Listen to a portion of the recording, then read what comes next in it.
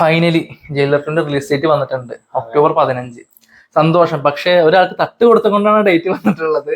നമ്മുടെ ധനുഷിന്റെ ഓം എന്ന് പറഞ്ഞ സിനിമ 15 ആയിരുന്നു. ഇപ്പൊ എന്തെങ്കിലും മാറ്റും. പക്ഷെ ഇത്രയും വലിയ സിനിമകൾക്കൊന്നും ഡേറ്റ് പറഞ്ഞാൽ ബാക്കി കുഞ്ഞു സിനിമകൾക്കൊക്കെ അവരുടെ ഡേറ്റ് ഉറപ്പിക്കാൻ പറ്റുള്ളൂ. അല്ല, ജയിലർ എന്താ വെച്ച് കഴിഞ്ഞാൽ ആഗസ്റ്റിൽ വന്ന സിനിമയാണ്. 23 ആഗസ്റ്റ് അല്ലേ? അപ്പോ ആഗസ്റ്റിൽ വരും നമ്മൾ വിചാരിച്ചിരുന്നു. കാരണം കൂലി അതെ അതെ അതെ. അപ്പൊ നമ്പർ ഓഫ് ഡേ ഷൂട്ട്, പിന്നെ പാച്ച് വർക്ക്, പിന്നെ ക്യാമിയോസ് ചേഞ്ച് ആയതൊക്കെ കൂടി കൂടിയിട്ട്.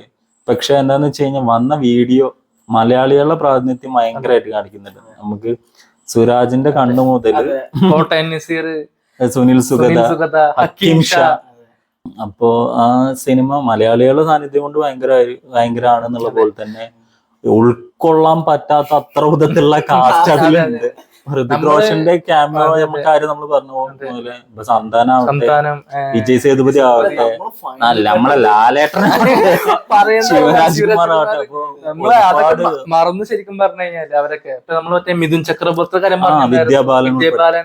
ഇതിപ്പോ എടുത്തു പറയുകയാണെങ്കിൽ മറ്റേ ജഗതി പറഞ്ഞ പോലെ ശശിയുടെ പണ്ടത്തെ പടം ഒരു വലിയ കാസ്റ്റ് ഉണ്ട്. അതുപോലെ അനിരുദ്ധ് പതിവ് പോലെ തന്നെ ഒരു സാധനം കൊണ്ടുവന്നിട്ടിട്ട് ജയിലർ റിലീസ് ചെയ്യുന്ന സമയത്ത് അനിരുദ്ധായിരുന്നു ഈ സിനിമ കാര്യം നമുക്ക് അറിയിച്ചത് കാരണമായത്. ഇപ്പൊ ലാസ്റ്റ് വന്നൊരു ഇതിന് കുറെ പേര് നെഗറ്റീവ് പറഞ്ഞിട്ടുണ്ടായിരുന്നു ആ ടീച്ചറിന്. പക്ഷെ നെൽസന്റെ പടമാണ് പുള്ളി കാണിച്ചു തരും എന്താ സംഭവം എന്നുള്ളത്.